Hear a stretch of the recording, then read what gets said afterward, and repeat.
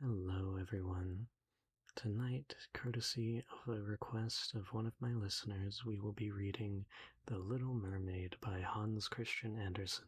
With that said, I hope you enjoy and that you're able to get some good rest. Far out in the ocean, where the water is as blue as the prettiest cornflower and as clear as crystal, it is very, very deep. So deep indeed that no cable could fathom it. Many church steeples piled upon one another would not reach from the ground beneath to the surface of the water above. There dwell the Sea King and his subjects. We must not imagine that there is nothing at the bottom of the sea but bare yellow sand. No, indeed, the most singular flowers and plants grow there, the leaves and stems of which are so pliant that the slightest agitation of the water causes them to stir as if they had life. Fish both large and small glide between the branches, as birds fly among trees here upon land. In the deepest spot of all stands the castle of the Sea King. Its walls are built of coral, and the long Gothic windows are of the clearest amber. The roof is formed of shells that open and close as the water flows over them. Their appearance is very beautiful, for in each lies a glittering pearl which would be fit for the diadem of a queen. The Sea King has been a widower for many years, and his aged mother kept house for him. She was a very wise woman, and exceedingly proud of her high birth. On that account she wore 12 oysters on her tail, while others also of high rank were only allowed to wear 6. She was, however, deserving of very great praise, especially for her care of the little sea princesses, her granddaughters. They were 6 beautiful children, but the youngest was the prettiest of them all. Her skin was as clear and delicate as a rose leaf, and her eyes as blue as the deepest sea. But, like all the others, she had no feet, and her body ended in a fish's tail. All day long they played in the great halls of the castle, or among the living flowers that grew out of the walls. The large amber windows were open, and the fish swam in just as the swallows fly into our houses when we open the windows, excepting that the fishes swam up to the princesses, ate out of their hands, and allowed themselves to be stroked. Outside the castle there was a beautiful garden, in which grew bright red and dark blue flowers, and blossoms like flames of fire. The fruit glittered like gold, and the leaves and stems waved to and fro continually. The earth itself was the finest sand, but blue as the flame of burning sulphur.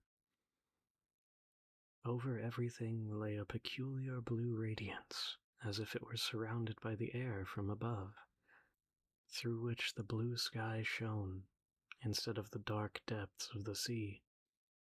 In the calm weather the sun could be seen, looking like a purple flower with the light streaming from the calyx. Each of the young princesses had a little plot of ground in the garden, where she might dig and plant as she pleased. One arranged her flower bed into the form of a whale. Another thought it better to make hers look like the figure of a little mermaid. But that of the youngest was round like the sun, and contained flowers as red as his rays at sunset. She was a strange child, quiet and thoughtful, and while her sisters would be delighted with the wonderful things which they obtained from the wrecks of vessels, she cared nothing but for the pretty red flowers, like the sun accepting a beautiful marble statue. It was the representation of a handsome boy, carved out of pure white stone, which had fallen to the bottom of the sea from a wreck. She planted by the statue a rose-colored weeping willow. It grew splendidly, and very soon hung its fresh branches over the statue, almost down to the blue sands. The shadow had a violet tint, and waved to and fro like the branches. It seemed as if the crown of the tree and the root were at play, trying to kiss each other. Nothing gave her so much pleasure as to hear about the world above the sea. She made her old grandmother tell her all she knew of the ships and of the towns, the people and the animals.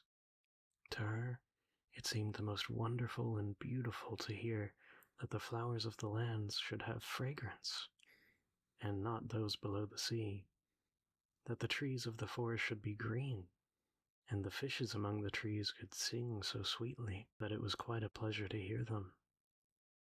Her grandmother called the little birds fishes, or she would not have understood her, for she had never seen birds. "When you have reached your 15th year," said the grandmother, "you will have permission to rise up out of the sea, to sit on the rocks in the moonlight while the great ships are sailing by, and then you will see both forests and towns." In the following year, one of the sisters would be 15, but as each was a year younger than the other, the youngest would have to wait 5 more years before her turn came to rise up from the bottom of the ocean and to see the earth as we do. However, each promised to tell the others what she saw on her first visit, and what she thought the most beautiful, for their grandmother would not tell them. There were so many things on which they wanted information. None of them longed so much for her turn to come as the youngest, she who had the longest time to wait, and she who was so quiet and thoughtful. Many nights she stood by the open window, looking up through the dark blue water, and watching the fish as they splashed about with their fins. She could see the moon and stars shining faintly, but through the water they looked larger than they do to our eyes. When something like a black cloud passed between her and them, she knew that it was either a whale swimming over her head or a ship full of human beings, who never imagined that a pretty little mermaid was standing beneath them, holding out her hands towards the keel of their ship. As soon as the eldest was 15, she was allowed to rise to the surface of the ocean. When she came back, she had hundreds of things to talk about, but the most beautiful, she said, was to lie in the moonlight on a sandbank in the quiet sea near the coast, and to gaze on a large town nearby where the lights were twinkling like hundreds of stars, to listen to the sounds of the music, the noises of the carriages, and the voices of human beings, and then to hear the merry bells peal out from church steeples. And because she could not go near to all those wonderful things, she now longed for them more than ever. Oh, did not the youngest listen so eagerly to all these descriptions? And afterwards, when she stood at the open window looking up through the dark blue water, she thought of the great city, with all its bustle and noise, and even fancied that she could hear the sound of the church bells down in the depths of the sea. In another year, the second sister received permission to rise to the surface, and to swim about where she pleased. She rose just as the sun was setting, and this, she said, was the most beautiful sight of all. The whole sky looked like gold. White, violet, and rose-colored clouds, which she could not describe, floated over her, and still more rapidly than the clouds flew a large flock of wild swans towards the setting sun, looking like a long white veil across the sea. She also swam towards the sun, but it sunk into the waves, and the rosy tints faded from the clouds and from the sea. The third sister's turn followed. She was the boldest of them all, and she swam up a broad river that emptied itself into the sea. On the bank she saw green hills covered with beautiful vines. Palaces and castles peeped out from amid the proud trees of the forest. She heard the birds singing, and the rays of the sun were so powerful that she was obliged often to dive down under the water to cool her burning face. In a narrow creek she found a whole troop of little human children, quite naked and sporting about in the water. She wanted to play with them, but they fled in a great fright. And then a little black animal came to the water. It was a dog, but she did not know that, for she had never seen one before. This animal barked at her so terribly that she became frightened and rushed back to the open sea. but she said she should never forget the beautiful forest, the green hills, and the pretty little children who could swim in the water, although they had not fishes' tails. The fourth sister was more timid. She remained in the midst of the sea, but she said it was quite as beautiful there as nearer the land. She could see for so many miles around her, and the sky above looked like a bell of glass. She had seen the ships, but at such great distance that they looked like seagulls. The dolphins sported in the waves, and the great whales spouted water from their nostrils till it seemed as if 100 fountains were playing in every direction. The fifth sister's birthday occurred in the winter, so when her turn came, she saw what others had not seen the first time they went up. The sea looked quite green, and large icebergs were floating about, each like a pearl, she said, but larger and loftier than the churches built by men. They were of the most singular shapes and glittered like diamonds. She had seated herself upon one of the largest and let the wind play with her hair. And she remarked that all the ships sailed by rapidly and steered as far away as they could from the iceberg, as if they were afraid of it. Towards evening, the sun went down, and dark clouds covered the sky. The thunder rolled and lightning flashed, and the red light glowed on the icebergs as they rocked and tossed on the heaving sea. On all the ships the sails were reefed with fear and trembling, while she sat calmly on the floating iceberg, watching the blue lightning as it darted in forked flashes into the sea. When the first sisters had permission to rise up to the surface, they were each delighted with the new and beautiful sights they saw. But now, as grown-up girls, they could go when they pleased, and they had become quite indifferent about it. They wished themselves back again in the water, and after a month had passed, they said it was much more beautiful down below, and pleasanter to be at home. Yet often, in the evening hours, the five sisters would twine their arms round each other and rise to the surface in a row. They had more beautiful voices than any human being could have, and before the approach of a storm, when they expected a ship would be lost, they swam before the vessel and sang sweetly of the delights to be found in the depths of the sea, and begging the sailors not to fear if they sank to the bottom. But the sailors could not understand the song. They took it for the howling of the storm, and these things were never to be beautiful for them. For if the ship sank, the men were drowned, and their dead bodies alone reached the palace of the Sea King. When the sisters rose arm in arm through the water this way, their youngest sister would stand quite alone looking after them, ready to cry. Only that mermaids have no tears, and therefore they suffer more. "Oh, were I but 15 years old," said she, "I know I shall love the world up there and all the people who live in it." At last she reached her 15th year. "Well, now you are grown up," said the old dowager, her grandmother, "so you must let me adorn you like your sisters." She placed a wreath of white lilies in her hair, and every flower leaf was half a pearl.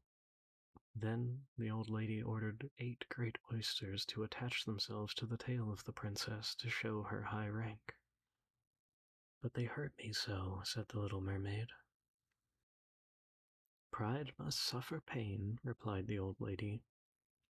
Oh, how gladly she would have shaken off all this grandeur and laid aside the heavy wreath. The red flowers in her own garden should have suited her much better, but she could not help herself. So she said farewell, and then rose as lightly as a bubble to the surface of the water. The sun had just set as she raised her head above the waves, but the clouds were all tinted with crimson and gold, and through the glimmering twilight beamed the evening star in all its beauty. The sea was calm and the air mild and fresh. A large ship with 3 masts lay becalmed on the water, with only one sail set, for not a breeze stiffed, and the sailors sat idle on deck, or amongst the rigging. There was music and song on board, and As darkness came on, 100 colored lanterns were lighted as if the flags of all nations waved in the air. The little mermaid swam close by to the cabin windows, and now and then, as the waves lifted her up, she could look through in the clear glass window panes and see a number of well-dressed people within. Among them was a young prince, the most beautiful of all, with large black eyes. He was 16 years of age, and his birthday was being kept with much rejoicing. The sailors were dancing on deck, but when the prince came out of the cabin, more than 100 rockets rose in the air, making it as bright as day. The little mermaid was so startled that she dived under the water, and when she stretched out again, it appeared as if the stars of the heavens were falling around her. She had never seen such fireworks before. Great suns spurted fire about, splendid fireflies flew into the blue air, and everything was reflected in the clear, calm sea beneath. The ship itself was so brightly illuminated that all the people and even the smallest rope could be seen plainly and distinctly. And how handsome the young prince looked as he pressed the hands of all present and smiled at them while the music resounded through the clear night air. It was very late, yet the little mermaid could not take her eyes from the ship, or from the beautiful prince. The colored lanterns had been extinguished, no more rockets rose in the air, and the cannon had ceased firing. But the sea became restless, and a moaning, grumbling sound could be heard beneath the waves. Still the little mermaid remained by the cabin window, rocking up and down on the water, which enabled her to look in. After a while, the sails were quickly unfurled, and the noble ship continued her passage. But soon the waves rose higher. Heavy clouds darkened the sky, and lightning appeared in the distance. A dreadful storm was approaching. Once more the sails were reefed, and the great ship pursued her flying course over the raging sea. The waves rose mountains high as if they would have overtopped the mast, but the ship dived like a swan between them, and then rose again on their lofty foaming crests. To the little mermaid this appeared a pleasant sport, not so to the sailors. At length the ship groaned and creaked. The thick planks gave way under the lashing of the sea as it broke over the deck. The mainmast snapped asunder like a reed. The ship lay over on her side, and the water rushed in. The little mermaid now perceived that the crew were in danger. Even she herself was obliged to be careful to avoid the beams and planks of the wreck which now lay scattered on the water. At one moment, it was so pitch dark that she could not see a single object, but a flash of lightning revealed the whole scene. She could see everyone who had been on board, excepting the prince. When the ship parted, she had seen him sink into the depths, and she was glad, for she thought he would now be with her. But then she remembered that human beings could not live in the water, so that when he got down to her father's palace, he would be quite dead. But he must not die. So she swam about amongst the beams and planks which strewed the surface of the sea, forgetting that they could crush her to pieces. Then she dived deeply under the dark waters, rising and falling with the waves, till at length she managed to reach the young prince, who was fast losing the power of swimming in that stormy sea. His limbs were failing him, his beautiful eyes were closed, and he would have died had that little mermaid not come to his assistance. She held his head above the water and let the waves drift them where they would. In the morning, the storm had ceased, but of the ship not a single fragment could be seen. The sun rose up red and glowing from the water, and its beams brought back the hue of health to the prince's cheeks, but his eyes remained closed. The mermaid kissed his high, smooth forehead and stroked his wet, black hair. He seemed to her like the marble statue in the little garden, and she kissed him again and wished that he might live. Presently they came in sight of land. She saw lofty blue mountains on which the white snow rested as if a flock of swans were lying upon it. Near the coast were beautiful green forests, and close by stood a large building. Whether a church or a convent she could not tell. Orange and citron trees grew in the garden, and before the door stood lofty palms.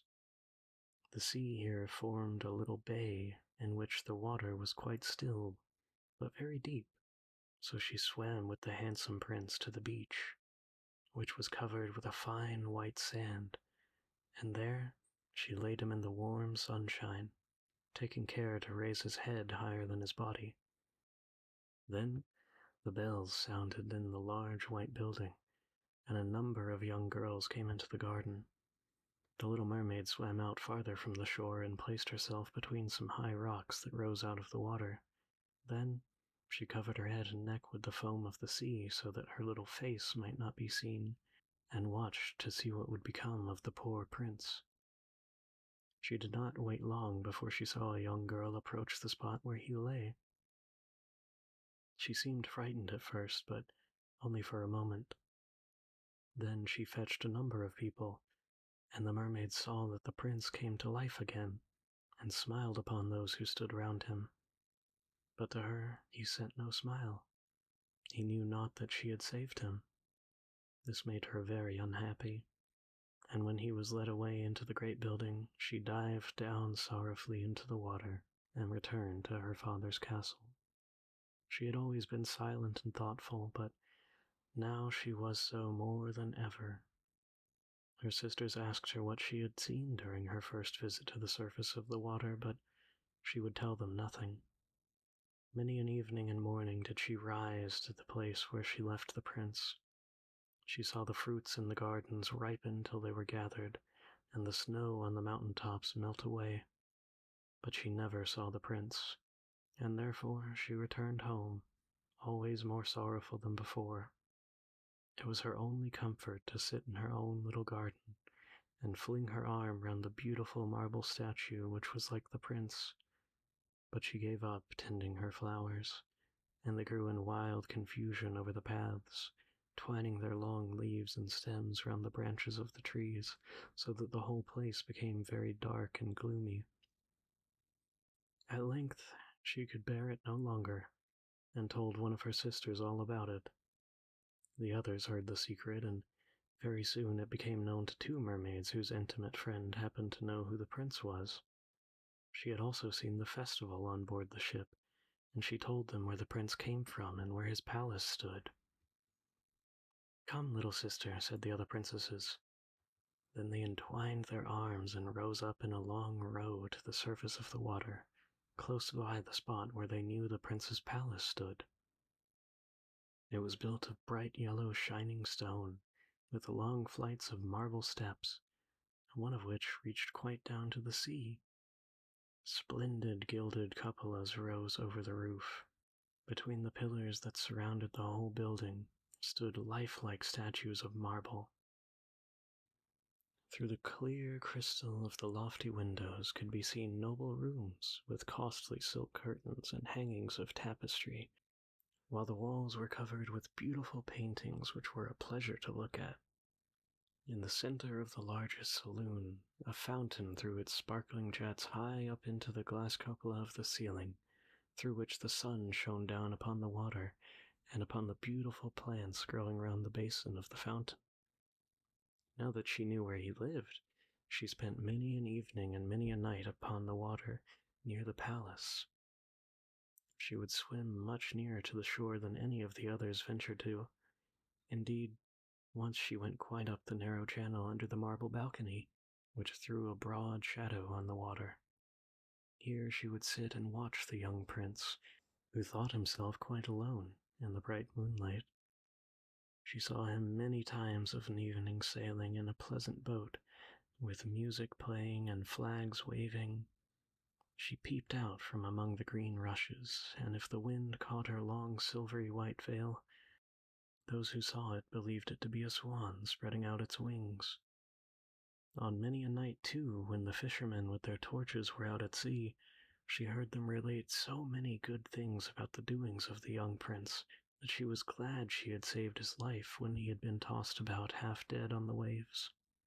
and she remembered that his head had rested on her bosom, and how heartily she had kissed him. But he knew nothing of all this, and could not even dream of her. She grew more and more fond of human beings, and wished more and more to be able to wander about with those whose world seemed to be so much larger than her own.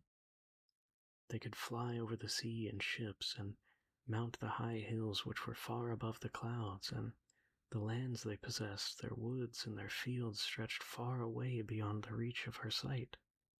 There was so much that she wished to know, and her sisters were unable to answer all her questions. Then she applied to her old grandmother, who knew all about the upper world, which she very rightly called the lands above the sea. "If human beings are not drowned," asked the little mermaid, "can they live forever? Do they never die as we do here in the sea?" "Yes," replied the old lady, "they must also die, and their term of life is even shorter than ours. We sometimes live to 300 years, but when we cease to exist here, we only become the foam on the surface of the water, and we have not even a grave down here of those we love. We have not immortal souls. We shall never live again. But, like the green seaweed, when once it has been cut off, we can never flourish more. Human beings, on the contrary, have a soul which lives forever, lives after the body has been turned to dust. It rises up through the clear, pure air beyond the glittering stars, as we rise out of the water and behold all the land of the earth. So do they rise to the unknown and glorious regions which we shall never see." "Why do we not have an immortal soul?" asked the little mermaid mournfully. "I would give gladly all of the hundreds of years I have to live to be a human being for only one day, and to have the hope of knowing the happiness of that glorious world above the stars." "You must not think of that," said the old woman. "We feel ourselves to be much happier and much better off than human beings." "So I shall die," said the little mermaid, "and as the foam of the sea I shall be driven about, never again to hear the music of the waves, or to see the pretty flowers, nor the red sun. Is there anything I can do to win an immortal soul?" "No," said the old woman, "unless a man were to love you so much that you were more to him than his father or mother, and if all his thoughts and all his love were fixed upon you, and the priest placed his right hand in yours, and he promised to be true to you here and hereafter, then his soul would glide into your body, and you would obtain a share in the future happiness of mankind. He would give a soul to you and retain his own as well. But this can never happen. Your fish's tail, which amongst us is considered so beautiful, is thought on earth to be quite ugly. They do not know any better, and they think it's necessary to have two stout props which they call legs in order to be handsome." Then the little mermaid sighed and looked sorrowfully at her fish's tail. "Let us be happy," said the old lady, "and dart and spring about during the 300 years that we have to live, which is really quite long enough, and after that we can rest ourselves all the better. This evening we are going to have a court ball. It is one of those splendid sights which we can never see on earth. The walls and the ceiling of the large ballroom were of thick but transparent crystal. Many hundreds of colossal shells, some of a deep red, others of a grass green, stood on each side in rows with blue fire in them, which lighted up the whole saloon and shone through the walls so that the sea was also illuminated. Innumerable fishes, great and small, swam past the crystal walls. On some of them the scales glowed with a purple brilliance, and on others they shone like silver and gold. Through the halls flowed a broad stream, and in it danced the mermen and mermaids to the music of their own sweet singing. No one on earth has ever had such a lovely voice as theirs." The little mermaid sang more sweetly than them all, The whole court applauded her with hands and tails, and for a moment her heart felt quite gay, for she knew she had the loveliest voice of any on earth or in the sea. But she soon thought again of the world above her, for she could not forget the charming prince, nor her sorrow that she had not an immortal soul like his. Therefore, she crept away silently out of her father's palace, and while everything within was gladness and song, she sat in her own little garden, sorrowful and alone.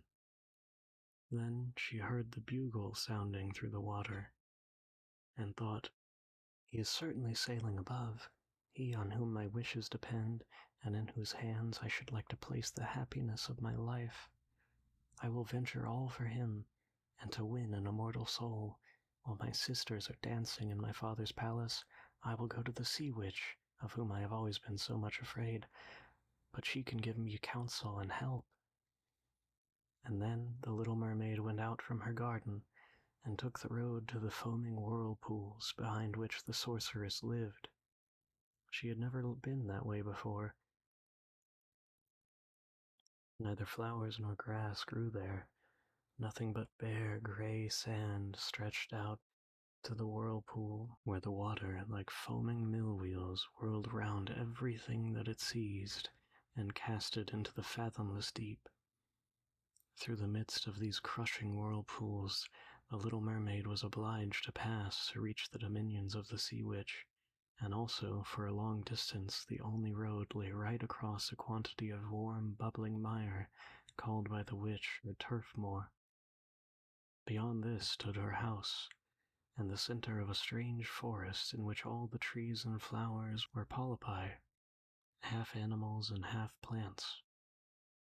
They looked like serpents with 100 heads growing out of the ground. The branches were long, slimy arms with fingers like flexible worms, moving limb after limb from the root to the top. All that could be reached in the sea, they seized upon and held fast so that it never escaped from their clutches. The little mermaid was so alarmed at what she saw that she stood still and her heart beat with fear, and she was very nearly turning back, but she thought of the prince and the human soul for which she longed, and her courage returned. She fastened her long flowing hair around her head so that the polypi might not seize it. She laid her hands together across her bosom, and then she darted forward as a fish shoots through the water, between the supple arms and fingers of the ugly polypi, which were stretched out on each side of her. She saw that each held in its grasp something that it had seized with its numerous little arms, as if they were iron bands. The white skeletons of human beings who had perished at sea and had sunk down into the deep waters, skeletons of land animals, oars, rudders, and chests of ships were lying tightly grasped in their clinging arms. Even a little mermaid, whom they had caught and strangled, and this seemed the most shocking of all to the little princess. She now came to a space of marshy ground in the wood, where large fat water snakes were roiling in the mire and showing their ugly drab-colored bodies. In the midst of this spot stood a house, built with the bones of shipwrecked human beings. There sat the sea witch, allowing a toad to eat from her mouth just as sometimes people feed a canary with a piece of sugar. She called the ugly water snakes her little chickens and allowed them to crawl all over her bosom. "I know what you want," said the sea witch. "It is very stupid of you, but you shall have your way, and it will bring you to sorrow, my pretty princess. You want to get rid of your fish's tail, and to have two supports instead of it like human beings on earth, so that the young prince may fall in love with you, and that you may have an immortal soul." And then the witch laughed so loud and disgustingly that the toad and the snakes fell to the ground and lay there wriggling about.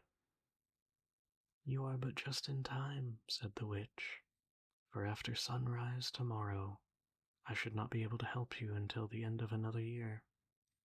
I will prepare a draught for you. with which you must swim to land tomorrow before sunrise and sit down upon the shore and drink it. Your tail will disappear and shrink up into what mankind call legs, and you will feel a great pain as if a sword were passing through you. But all who see you will say that you are the prettiest little human being they ever saw. You will still have the same floating gracefulness of movement, and no dancer will ever tread so lightly. But at every step you take, you will feel as if you were treading upon sharp knives, and that blood must flow. If you will bear all this, I will help you." "Yes, I will," said the little princess in a trembling voice as she thought of the prince and the immortal soul.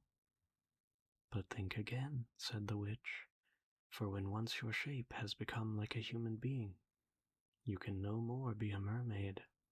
You will never return to the water, or to your sisters, or to your father's palace again. And if you do not win the love of that prince, so that he is willing to forget his father and mother for your sake, and to love you with his whole soul, and allow the priest to join your hands that you may be man and wife, then you will never have an immortal soul. The first morning after he marries another, your heart will break, and you will become the foam on the crests of the waves." "I will do it," said the little mermaid, and she became pale as death. "But I must be paid also," said the witch, "and it is not a trifle that I ask. You may have the sweetest voice of any who dwell here in the depths of the sea, and you believe you will be able to charm the prince with it also. But this voice you must give to me. The best thing you possess will I have for the price of my drought. My own blood must be mixed with it, that it may be as sharp as a two-edged sword." "But if you take away my voice," said the little mermaid, "what is left for me?" "Your beautiful form, your graceful walk, your expressive eyes. Surely with these you can enchain a man's heart. Well, have you lost your courage? Put out your little tongue that I may cut it off as my payment. Then you shall have the powerful draught." "It shall be," said the little mermaid. Then the witch placed her cauldron on the fire to prepare the magic draught. "Cleanliness is a good thing," she said, scouring the vessel with snakes which she had tied together into a large knot. Then she pricked herself in the breast and let the black blood drop into it. The steam that rose formed itself into such horrible shapes that no one could look at them without fear. Every moment the witch threw something else into the vessel, and when it began to boil, the sound was like the weeping of a crocodile. When at last the magic draught was ready, it looked like the clearest water. "There it is for you," said the witch. Then she cut off the mermaid's tongue, so that she became dumb and would never speak or sing again. "If the polypi should seize hold of you as you return through the wood," she said, "throw over them a few drops of that potion, and their fingers will be torn into 1,000 pieces." But the little mermaid had no occasion to do this, for the polypi sprang back in terror when they caught sight of the glittering draught, which shone in her hand like a twinkling star. So she passed quickly through the wood and the marsh, and between the rushing whirlpools. She saw that in her father's palace the torches in the ballroom were extinguished and all within asleep. But she did not venture to go into them, for now she was dumb, and she was going to leave them forever. She felt as if her heart would break. She stole into the garden, took a flower from the flower beds of each of her sisters, kissed her hands 1,000 times towards the palace, and then rose through the dark blue waters. The sun had not yet risen when she came in sight of the prince's palace and approached the beautiful marble steps, but the moon shone clear and bright. Then the little mermaid drank the magic draught, and it seemed as if a two-edged sword went through her delicate little body. She fell into a swoon and lay like one dead. When the sun arose and shone over the sea, she recovered and felt a sharp pain, but just before her stood the handsome young prince. He fixed his coal-black eyes upon her so earnestly that she cast down her own, and then became aware that her fish's tail was gone, and that she had a pretty pair of white legs and tiny feet. But she had no clothes, so she wrapped herself in her long, thick hair. The prince asked her who she was and where she came from, and she looked at him mildly and sorrowfully with her deep blue eyes, but she could not speak. Every step she took was as the witch had said it would be. She felt as if she was treading upon points of needles or sharp knives, but she bore it willingly, and stepped as lightly by the prince's side as a soap bubble, so that he and all who saw her wondered at her graceful, swaying movements. She very soon was arrayed in costly robes of silk and muslin, and was the most beautiful creature in the palace, but she was dumb and could neither speak nor sing. Beautiful female slaves dressed in silk and gold stepped forward and sang before the prince and his royal parents. One sang better than all the others, and the prince clapped his hands and smiled at her. This was of great sorrow to the little mermaid. She knew how much more sweetly she herself could sing once, and she thought, oh, if only he could know that. I have given away my voice forever to be with him. The slaves next performed some pretty fairy-like dances to the sound of beautiful music. Then the little mermaid raised her lovely white arms, stood on the tips of her toes, and glided over the floor, and danced as no one had yet been able to dance. At each moment her beauty became more revealed, and her expressive eyes appealed more directly to the heart than the songs of the slaves. Everyone was enchanted, especially the prince, who called her his little foundling, and she danced again quite readily to please him, though each time her foot touched the floor it seemed as if she trod on sharp knives. The prince said she should remain with him always, and she received permission to sleep at his door on a velvet cushion. He had a page's dress made for her that she might accompany him on horseback. They rode together through the sweet-scented woods, where the green boughs touched their shoulders and the little birds sang among the fresh leaves. She climbed with the prince to the tops of high mountains, and although her tender feet bled so that even her steps were marked, she only laughed and followed him till they could see the clouds beneath them, looking like a flock of birds traveling to distant lands. While at the prince's palace, when all the household were asleep, she would go and sit on the broad marble steps, for it eased her burning feet to bathe them in the cold sea water. And then she thought of all those below in the deep. Once during the night her sisters came up arm in arm, singing sorrowfully as they floated in the water. She beckoned to them, and then they recognized her, and told her how she had grieved them so. After that they came to the same palace every night, and once she saw in the distance her old grandmother, who had not been to the surface of the sea for many years, and the old sea king, her father, with his crown on his head. They stretched out their hands towards her, but they did not venture so near the land as her sisters did. As the days passed, she loved the prince more fondly, and he loved her as he would love a little child, but it never came into his head to make her his wife. Yet, unless he married her, she could not receive an immortal soul, and on the morning after his marriage with another, she would dissolve into the foam of the sea. "Do you not love me the best of them all?" the eyes of the little mermaid seemed to say when he took her into his arms and kissed her fair forehead. "Yes, you are dear to me," said the prince, "for you have the best heart and you are the most devoted to me. You are like a young maiden whom I once saw, but whom I shall never meet again. I was in a ship that was wrecked, and the waves cast me ashore near a holy temple where several young maidens performed the service. The youngest of them found me on the shore and saved my life. I saw her but twice, and she is the only one in the world whom I could ever love.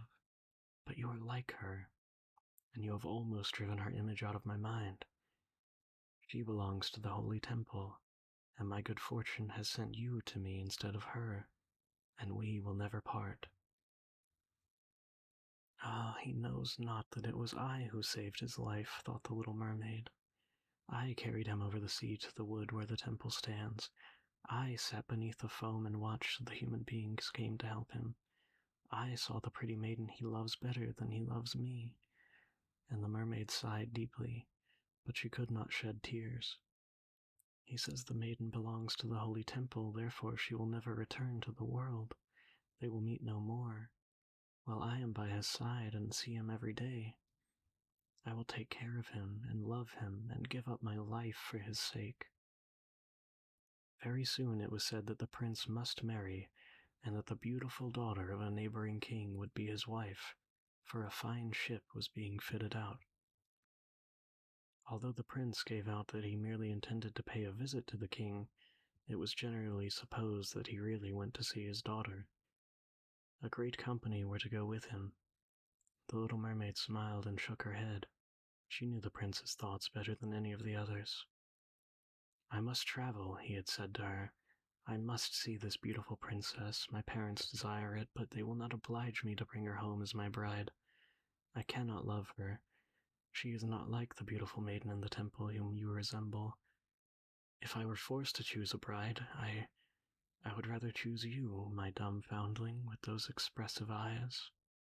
And then he kissed her rosy mouth, played with her long waving hair, and laid his hand on her heart, while she dreamed of human happiness and an immortal soul. You are not of the sea, my dumb child, said he, as they stood on the deck of the noble ship which was to carry them to the country of the neighboring king. And then he told her of storm and of calm, of strange fishes in the deep beneath them, and of what the divers had seen there. And she smiled at his descriptions, for she knew better than any one what wonders were at the bottom of the sea. In the moonlight, when all on board were asleep, excepting the man at the helm who was steering, she sat on the deck, gazing down through the clear water. She thought she could distinguish her father's castle, and upon it her aged grandmother, with the silver crown on her head, looking through the rushing tide at the keel of the vessel. Then her sisters came upon the waves, and gazed at her mournfully, wringing their white hands. She beckoned to them and smiled, and wanted to tell them how happy and well off she was, but the cabin boy approached, and when her sisters dived down, he thought it only the foam of the sea. The next morning the ship sailed into the harbor of a beautiful town belonging to the king whom the prince was going to visit. The church bells were ringing, and from the high towers sounded a flourish of trumpets, and soldiers with flying colors and glittering bayonets lined the rocks through which they passed. Every day was a festival. Balls and entertainments followed one another. But the princess had not yet appeared. People said that she was being brought up and educated in a religious house, where she was learning every royal virtue. At last she came. Then the little mermaid, who was very anxious to see whether she really was beautiful, was obliged to acknowledge that she had never seen a more perfect vision of beauty. Her skin was delicately fair, and beneath her long dark eyelashes her laughing blue eyes shone with truth and purity. "It was you," said the prince, "who saved my life when I lay dead on the beach," and he folded his blushing bride into his arms. "Oh, I am too happy," he said to the little mermaid. "My fondest of hopes are all fulfilled. You will rejoice at my happiness, for your devotion to me is great and sincere." The little mermaid kissed his hand, and she felt as if her heart were broken already. His wedding morning would bring her death, and she would change into the foam of the sea. All the church bells rung, and the heralds rode about the town proclaiming the betrothal. Perfumed oil was burning in costly silver lamps on every altar. The priests waved the censers while the bride and bridegroom joined their hands and received the blessings of the bishop. The little mermaid, dressed in silk and gold, held up the bride's train, but her ears heard nothing of the festive music, and her eyes saw not the holy ceremony. She thought of the night of death which was coming to her, and of all she had lost in the world. On the same evening the bride and bridegroom went on board ship. Cannons were roaring, flags waving, and in the center of the ship a costly tent of purple and gold had been erected. It contained elegant couches for the reception of the bridal pair during the night. The ship, with swelling sails and favorable wind, glided away smoothly and lightly over the sea. When it grew dark, a number of colored lamps were lit, and the sailors danced merrily on the deck. The little mermaid could not help thinking of her first rising out of the sea, and she had seen similar festivities and joys. And she joined in the dance, poised herself in the air as a swallow when he pursues his prey, and all present cheered her with wonder. She had never danced so elegantly before. Her tender feet felt as if cut with knives, but she cared not for it. A sharper pang had pierced through her heart. She knew this was the last evening she should ever see the prince, for whom she had forsaken her kindred and her home. She had given up her beautiful voice and suffered unheard of pain daily for him, while he knew nothing of it. This was the last evening that she would breathe the same air with him, or gaze upon the starry sky and the deep sea. An eternal night without a thought or a dream awaited her. She had no soul, and now she could never win one. All was joy and gaiety on board the ship till long after midnight. She laughed and danced with the rest while the thoughts of death were in her heart. The prince kissed his beautiful bride while she played with his raven hair, till they went arm in arm to rest in the splendid tent. Then all became very still on board the ship. The helmsman, alone awake, stood at the helm. The little mermaid leaned her white arms on the edge of the vessel and looked towards the east for the first blush of morning. For the first ray of dawn would bring her death. She saw her sisters rising out of the flood. They were as pale as herself, but their long, beautiful hair waved no more in the wind and had been cut off. "We have given our hair to the sea witch," they said, "to obtain help for you, that you may not die tonight. She has given us a knife. Here it is, see, it is very sharp. Before the sun rises, you must plunge it into the heart of the prince. When the warm blood falls upon your feet, they will grow together again and form into a fish's tail, and you will once more be a mermaid, and return to us to live out your 300 years before you die and change to the salt sea foam. Haste then, or you will die before sunrise. Our old grandmother mourns for you so that her white hair is falling out from sorrow, as ours fell under the witch's scissors. Kill the prince and come back. Hasten, do you not see the first red streaks in the sky? In a few minutes the sun will rise, and you must die." And then they sighed deeply and mournfully and sank down beneath the waves. The little mermaid drew back the crimson curtain of the tent and beheld the fair bride with her head resting on the prince's chest. She bent down and kissed his fair brow, and looked at the sky on which the rosy dawn grew brighter and brighter. Then she glanced at the sharp knife, and again fixed her eyes on the prince, who whispered the name of his bride in his dreams. She was in his thoughts, and the knife trembled in the hand of the little mermaid. Then she flung it far away into the waves. The water turned red where it fell, and the drops that splurted up looked like blood. She cast one more lingering, half-fainting glance at the prince, and then threw herself from the ship into the sea, and thought her body was dissolving into foam. The sun rose above the waters, and his warm rays fell on the cold foam of the little mermaid, who did not feel as if she were dying. She saw the bright sun, and all around her floated hundreds of transparent, beautiful beings. She could see through them the white sails of the ship and the red clouds in the sky. Their speech was melodious but too ethereal to be heard by mortal ears, as they were also unseen by mortal eyes.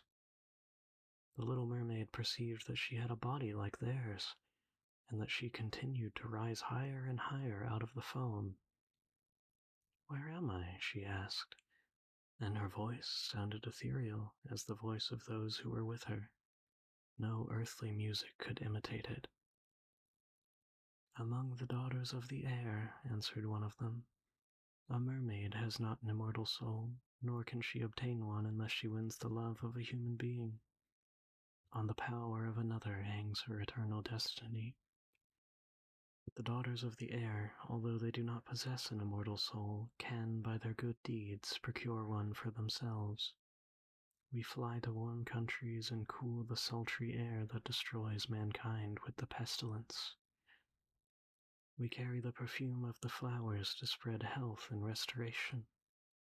After we have striven for 300 years to all the good in our power, we receive an immortal soul and take part in the happiness of mankind. You, poor little mermaid, have tried with your whole heart to do as we are doing. You have suffered and endured and raised yourself to the spirit world by your good deeds, and now, by striving for 300 years in the same way, you may obtain an immortal soul."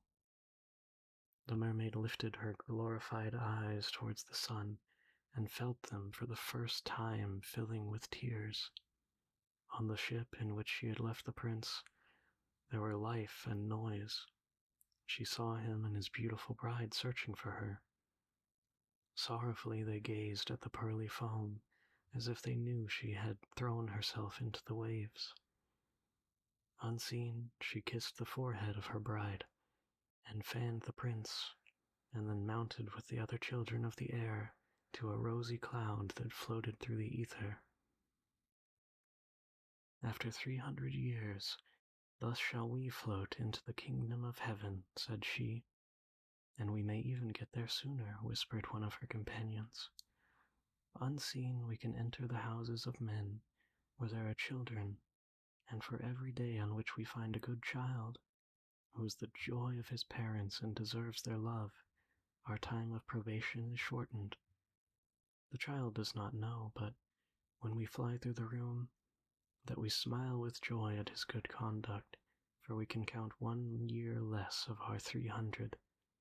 But when we see a naughty or wicked child, we shed tears of sorrow, for every tear is a day added to our time of trial."